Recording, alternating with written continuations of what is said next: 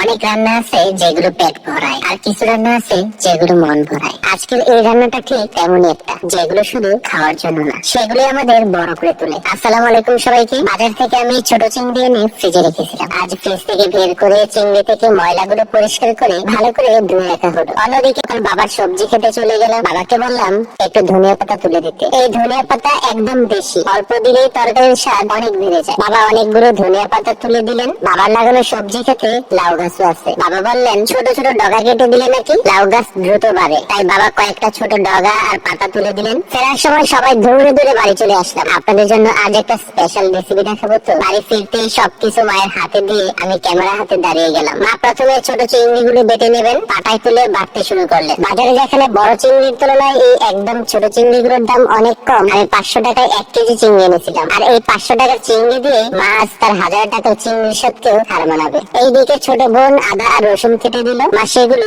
পাটায় দিলেন। তারপর দিলেন আস্ত জিরে, সবকিছু বেটে চিংড়ি বাটার সাথে রেখে দিলেন। পেঁয়াজটাকেও মা আদা বাটা করে রাখলেন। মা বললেন ধনিয়া পাতা বেটে মেশালে চিংড়ি বাটা পাতলা হয়ে যাবে, তাই ধনিয়া পাতা ধুয়ে কুচি করে নিলেন। এরপর দিলেন লবণ, সামান্য হলুদ, বেশি দেওয়া যাবে না। ঝালের জন্য মা কাঁচামরিচ কুচি করে দিলেন। এবার মা হাত দিয়ে সবকিছু মেখে নিলেন। আর কেউ আবার জিজ্ঞেস করবেন না ডান হাত না বাম হাত দিয়ে মাখবেন, আপনারা হোয়াটসঅ্যাপে যা উদ্ভট মেসেজ করেন। এরপর মা সামান্য তেল দিলেন, কেন দিলেন আমিও জানি না, আপনারা কেউ জানলে অবশ্যই কমেন্টে জানাবেন। চুলায় কড়াই বসলো, তেল গরম হলে মা প্রথমে কয়টা বড় সাইজের বড়া ভেজে উঠালেন। পরিবারের ছোটরা ভাজা দিয়ে খাবে। এরপর মা ছোট ছোট সাইজের অনেকগুলো বড়া বানালেন। বড়াগুলো এমনিতেই খেতে কিন্তু দারুণ। অর্ধেকের মতো বড়া আমরা শুধু খেয়েই ফেলি। লাউয়ের ডগার আশ ছাড়িয়ে কাটতে বসলো। ক্ষেতের তরতাজা সবজি, তার উপর মায়ের হাতে রান্না, মজার না হয়ে যাবে কোথায়। সাথে একটা নতুন আলু কুচি করে দিল। এরপর কলের পানিতে 3 থেকে 4 বার ভালো করে ধুয়ে নিল। ভালো করে না ধুলে বালি লাগবে। চুলায় আবার কড়াই বসলো, দেওয়া হলো তেল। এরপর দিলেন পেঁয়াজ কুচি। পেঁয়াজ হালকা ভাজা হলে দিল